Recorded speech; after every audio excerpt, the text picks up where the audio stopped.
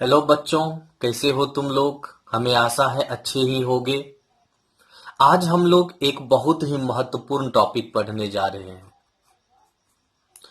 और यह topic based है गॉस लॉ के एप्लीकेशन पर। हम लोग आज कह सकते हो कि गॉस लॉ का एप्लीकेशन ही पढ़ने वाले हैं। गॉस लॉ का एप्लीकेशन में यह कौन सा टॉपिक है, आओ जानते हैं। यह है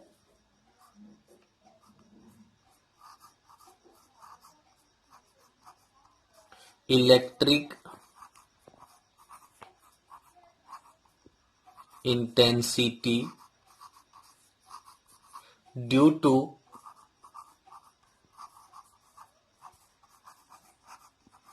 uniformly charged infinite plane sheet। यह बहुत ही महत्वपूर्ण टॉपिक है, कई बार एग्जाम में पूछा भी गया है। तो यह टॉपिक है electric intensity due to uniformly charge infinite plane sheet. यह गॉस लॉ का एप्लीकेशन है। ठीक, अब क्वेश्चन कैसे पूछा जा सकता है, आओ क्वेश्चन भी लिख लेते। क्वेश्चन पूछा जा सकता है,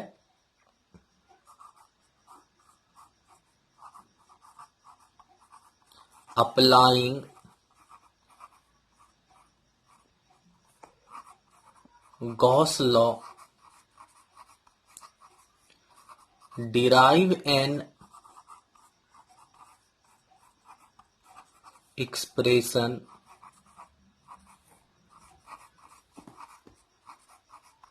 for electric intensity due to uniformly charged infinite plane sheet। तो कैसे क्वेश्चन पूछा जा सकता है, applying Gauss law derive an expression for electric intensity due to uniformly charged infinite plane sheet. आओ इसका आंसर किस प्रकार से हम लोग लिखेंगे, उस आंसर को देखते हैं। सबसे पहले एक इनफाइनाइट प्लेन चार्ज शीट लेना है। क्या लेना है, एक इनफाइनाइट प्लेन चार्ज शीट। अब कहोगे सर यह इनफाइनाइट प्लेन चार्ज शीट कैसे होगा, कैसा होगा, तो आओ दिखलाते हैं इनफाइनाइट प्लेन चार्ज शीट कैसा हो सकता है।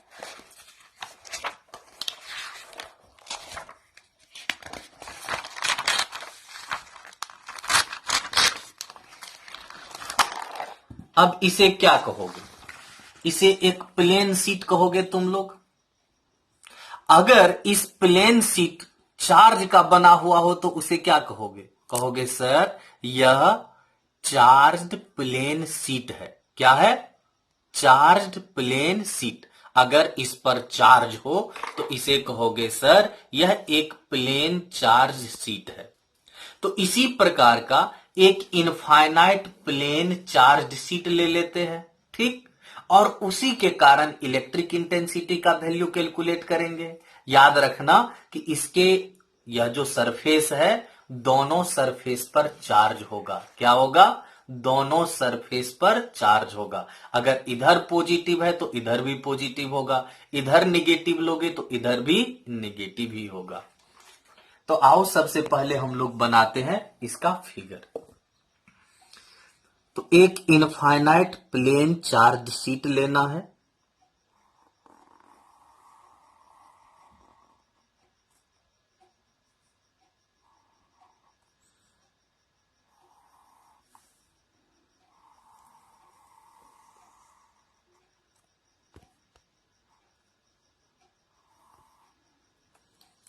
अब कौन सा चार्ज इस पर है, तो इस पर है पॉजिटिव चार्ज।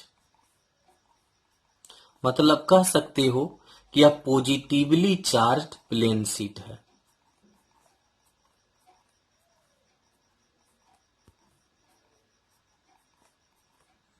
तो यह हो गया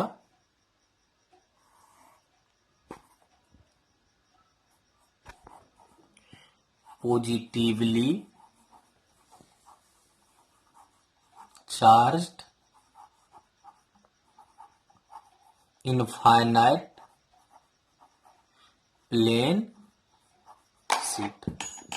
और इस पर जो चार्ज है, यह जो पॉजिटिव चार्ज है, इसका हम लोग सरफेस चार्ज डेंसिटी कंसीडर कर लेते हैं सिग्मा। क्या कंसीडर कर लेते हैं? तो सरफेस चार्ज डेंसिटी इसका हो गया सिग्मा।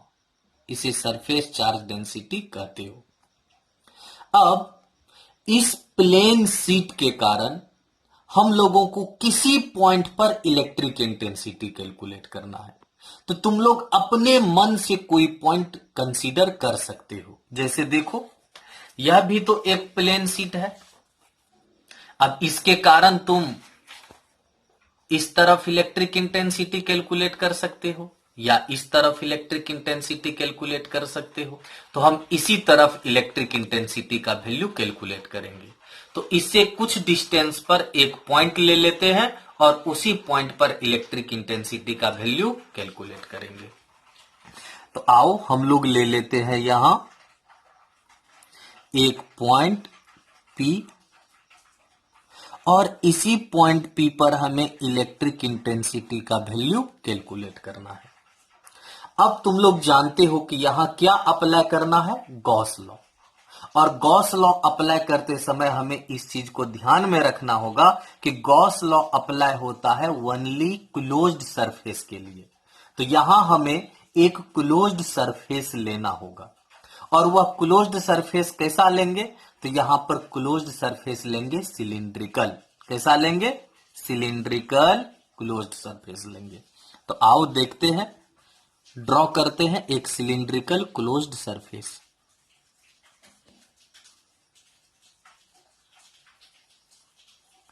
यह इमेजिनरी होना चाहिए।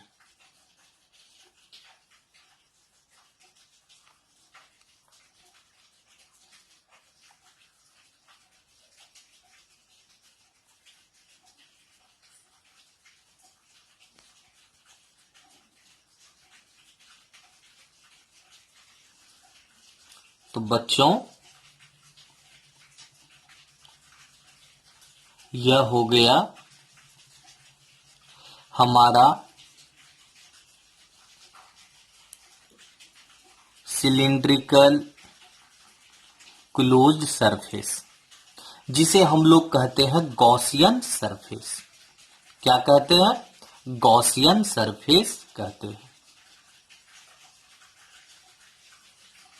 तो यह हो गया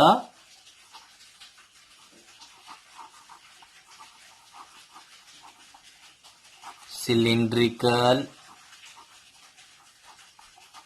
गॉसियन सरफेस। अब यह जो सिलिंड्रिकल गॉसियन सरफेस है, इसमें तुम लोग एक चीज देख रहे होगे कि इसे क्रॉस सेक्शन कहा जाता है। और दोनों जो क्रॉस सेक्शन है, इसका एरिया क्या होगा? सेम। तो हम लोग अगर इसका area of cross section A consider करें तो इसका भी एरिया ऑफ क्रॉस सेक्शन क्या होगा? ए। दोनों एरिया सेम होगा। ठीक। अब यह जो सिलिंड्रिकल गॉसियन सरफेस है, इसमें 3 सरफेसेज होते हैं। एक राइट साइड का प्लेन सरफेस है, एक लेफ्ट साइड का प्लेन सरफेस है, और थर्ड यह कर्व्ड सरफेस है। हम लोगों को तीनों सरफेस के लिए इलेक्ट्रिक इंटेंसिटी का वैल्यू अलग अलग कैलकुलेट करना होगा। ठीक। सबसे पहले इसे हम लोग कंसीडर कर लेते हैं सरफेस ए, बी और सी। अब तुम लोग बतलाओ, तो यहां ए पर इलेक्ट्रिक इंटेंसिटी का डायरेक्शन क्या होगा? तो तुम लोग कहोगे सर इस पर तो पॉजिटिव चार्ज है ना, तो इलेक्ट्रिक इंटेंसिटी का डायरेक्शन तो पॉजिटिव चार्ज से अवे होता है। तो चलो यहां इलेक्ट्रिक इंटेंसिटी का डायरेक्शन पॉजिटिव चार्ज से अवे। ठीक। यहां पर भी पॉइंट सी पर भी इलेक्ट्रिक इंटेंसिटी का डायरेक्शन पॉजिटिव चार्ज होने के कारण इससे अवे होगा। और यहां जो बी लिए हो यहां पर भी अबे होगा इलेक्ट्रिक इंटेंसिटी का डायरेक्शन। अब यहां पर एक स्मॉल सरफेस ले लेंगे, इसी का सरफेस एलिमेंट, यहां भी एक सरफेस एलिमेंट लेना है,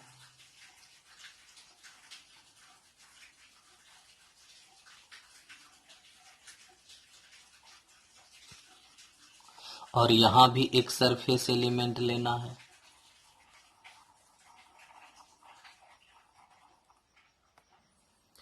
तो यहां भी एक सरफेस एलिमेंट, यहां भी सरफेस एलिमेंट और यहां भी सरफेस एलिमेंट लेंगे।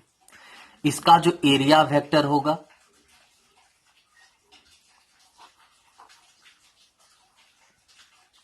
Vector D A electric intensity का पैरेलल हो जाएगा, क्योंकि एरिया वेक्टर जो होता है सरफेस का ऑलवेज परपेंडिकुलर होता है। यहां पर यह सरफेस है तो इसका परपेंडिकुलर यह हो गया एरिया वेक्टर का डायरेक्शन, और यहां पर तो सेम डायरेक्शन होगा इलेक्ट्रिक इंटेंसिटी का जो है,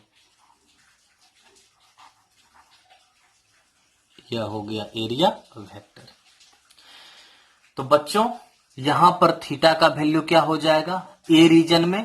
कहोगे सर यहां ऑब्वियस सी बात है कि यहां दोनों पैरेलल है, तो यहां थीटा 0 डिग्री हो जाएगा ए रीजन में।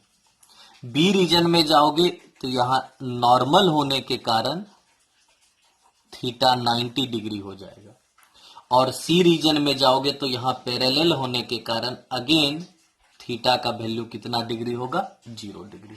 आओ एक बार फिगर फिर से एक्सप्लेन कर देते हैं तुम लोगों को। बच्चों यह है इनफाइनाइट प्लेन चार्ज शीट। इसी के कारण पॉइंट पी पर हम लोगों को इलेक्ट्रिक इंटेंसिटी का वैल्यू कैलकुलेट करना है। इसके सरफेस पर जो चार्ज है उस सरफेस चार्ज डेंसिटी का वैल्यू कितना है? सिग्मा प्लस सिग्मा कह सकते हो। ठीक, हमें पॉइंट पी पर इलेक्ट्रिक इंटेंसिटी कैलकुलेट करना। पॉइंट पी यहां पर है, तो इलेक्ट्रिक इंटेंसिटी कैलकुलेट करने के लिए हम लोग गॉस लॉ अप्लाई करेंगे। तो गॉस लॉ अप्लाई होता है किसी क्लोज्ड सरफेस के लिए, इसी कारण हम लोगों ने एक सिलिंड्रिकल गॉसियन सरफेस ले लिया है।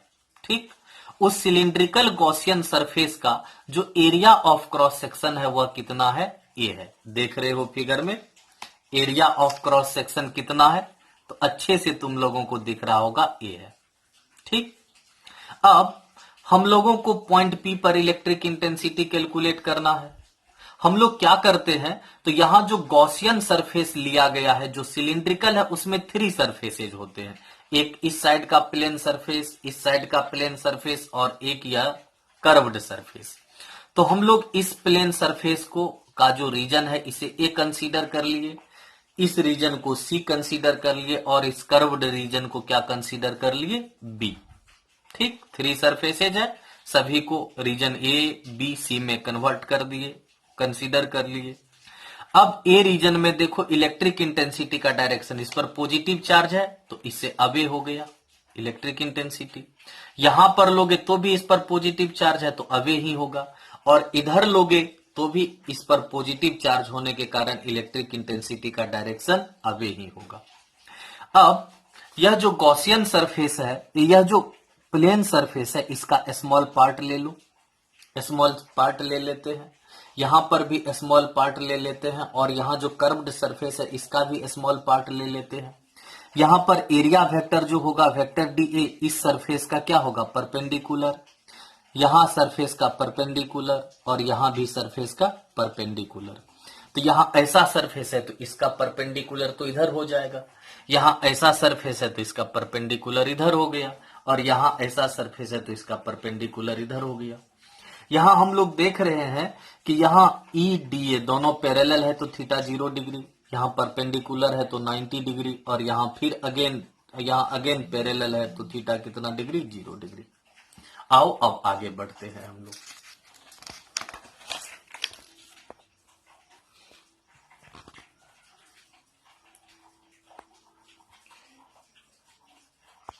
एज्यूम दैट सिग्मा क्या है? Surface charge density of the plane sheet. Okay, अब next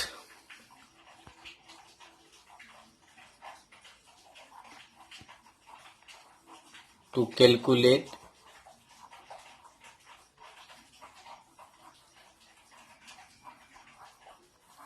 electric intensity at P, let us imagine a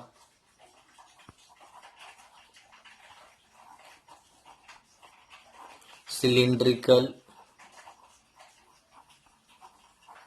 Gaussian surface of caps area A. To calculate electric intensity at P, let us imagine a cylindrical Gaussian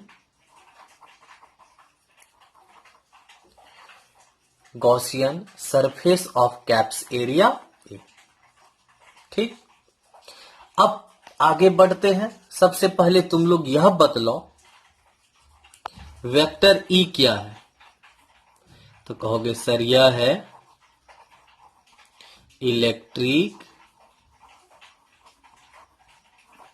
intensity, जिसका value हम लोगों को calculate करना है। और DA क्या है? तो कहोगे सर यह है एरिया वेक्टर। यहां तक भी तुम लोगों को कोई दिक्कत नहीं है। अब देखो क्यू क्या है, बतला सकते हो? नहीं। तो यह है charge enclosed by the Gaussian surface. अब हमारा जो गॉसियन सरफेस है उसके अंदर चार्ज कितना है? क्यू। तो सिग्मा हो गया surface charge density of the plane sheet. Electric intensity point P पर कैलकुलेट करने के लिए हम लोग एक सिलिंड्रिकल गॉसियन सरफेस इमेजिन करते हैं जिसका कैप्स एरिया क्या है? ए है। ई इलेक्ट्रिक इंटेंसिटी है जिसका वैल्यू कैलकुलेट करना है। डी ए एरिया वेक्टर है और क्यू क्या है? Charge enclosed by the Gaussian surface. Gaussian surface के अंदर चार्ज कितना है? क्यू। अब तुम लोग जानते ही हो कि surface charge density charge upon area होता है। तो sigma equals Q upon A, therefore Q equals हो गया sigma A.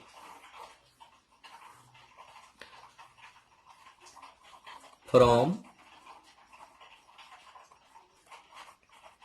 Gauss law we have, Gauss law से क्या जानते हो बतलो? फाई इक्वल्स क्या होता है? Q upon epsilon not. Q का वैल्यू बतलो कितना पुट करोगे? सिग्मा ए। तो फाई इक्वल्स हो जाएगा sigma A upon epsilon not. इसे इक्वेशन कितना कंसीडर करना है? 1। ठीक, अब आगे चलो। Total electric flux linked with the Gaussian surface। Total electric flux linked with the Gaussian surface. हम लोग जानते हैं कि गॉसियन सरफेस एक क्लोज्ड सरफेस है और क्लोज्ड सरफेस का जो इलेक्ट्रिक फ्लक्स होता है उसका फॉर्मूला होता है phi equals area integral for closed surface vector E dot vector D. अब बच्चों यह जो इलेक्ट्रिक फ्लक्स है यह टोटल गॉसियन सरफेस का है और गॉसियन सरफेस सिलिंड्रिकल है और सिलेंडर को हमने ऑलरेडी 3 पार्ट्स में डिवाइड कर चुका है। कितने पार्ट में हमने डिवाइड कर दिया है? 3 पार्ट्स में, ए बी सी। तुम लोग फिगर में देख भी सकते हो, पार्ट ए, पार्ट बी और पार्ट सी। तो हम लोग जो टोटल इलेक्ट्रिक फ्लक्स लिए हैं क्लोज्ड सरफेस के लिए, अब उसे 3 ओपन सरफेस के लिए लिखेंगे। किसके लिए? 3 ओपन सरफेस के लिए। ए लोगे तो एक ओपन सरफेस होगा, बी लोगे वह भी एक ओपन सरफेस होगा, सी लोगे तो वह भी एक ओपन सरफेस होगा। तो इस क्लोज्ड सरफेस को 3 पार्ट्स में डिवाइड कर दो, ए में, बी में, सी में। तो चलो इसे ए बी सी में डिवाइड करते हैं। यह हो जाएगा vector E dot D A for surface A plus vector E dot D A for surface B, E dot D A for surface C. इसमें क्लोज्ड यूज नहीं करेंगे क्योंकि तुम जब होल सिलेंडर लेते हो तब वह क्लोज्ड सरफेस होता है। जब उसे 3 पार्ट्स में डिवाइड कर देते हो तब ऑल 3 पार्ट्स ओपन सरफेसेज हो जाते हैं। तो यहां ओपन हो गया। अगर सिर्फ ए लेंगे तो ओपन, बी लेंगे तो ओपन, सी लेंगे तो ओपन। अब तुम लोग vector E dot D A को क्या लिखोगे? तो कहोगे इसे तो E D A cos theta लिखेंगे, इसे भी E D A cos theta ही लिखोगे और इसे भी E D A cos theta ही लिखोगे। अब ईच रीजन के लिए थीटा का वैल्यू, ए रीजन में 0 डिग्री है, बी में 90 है और सी में क्या है? 0 डिग्री है। तो यहां E D A cos 0 plus E D A cos 90 plus E D A cos 0 C region में। यह हो जाएगा तुम्हारा E D A cos 0 1, E D A cos 90 0,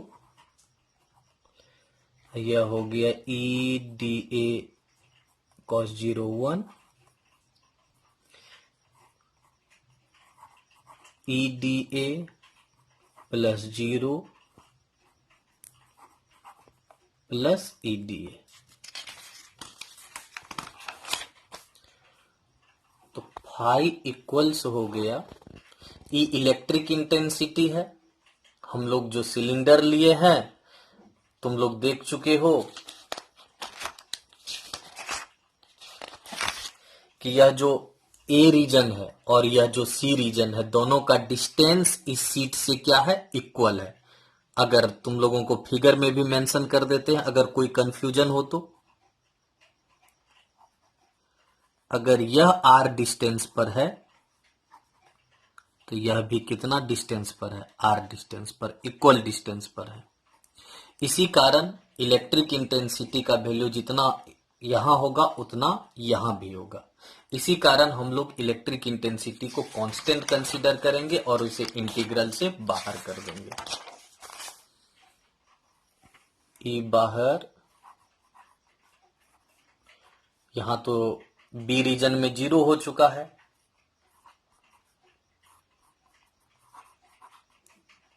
sorry बच्चों,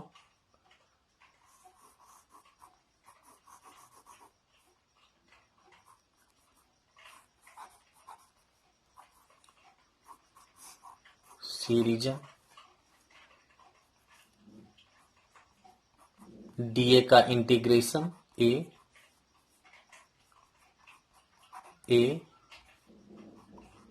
ई A plus E A two E A from equation 1। Equation 1 से phi का value put करो तो इक्वेशन 1 में देखो फाई का value sigma A upon epsilon naught है।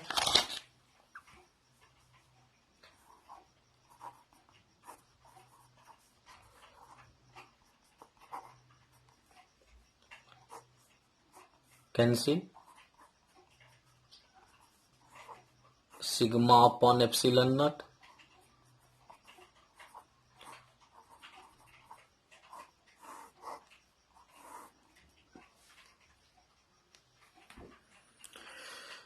देयरफॉर E इक्वल्स हो गया sigma upon 2 epsilon not.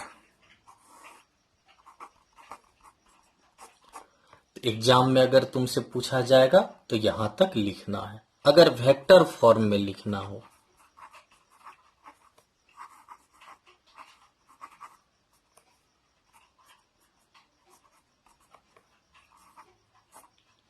Sigma upon 2 epsilon not an cap. अब कहोगे सर ये एन कैप क्या है? एन कैप यूनिट वेक्टर है which is directed away from the seat. यह जो सीट लिए हैं तो एन कैप यूनिट वेक्टर है जिसका डायरेक्शन इस सीट से अवे है। क्या है? अवे। इसमें एक नोट लिख लेते हैं।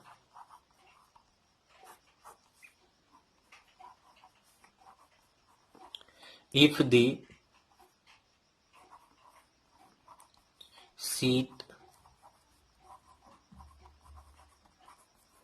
finite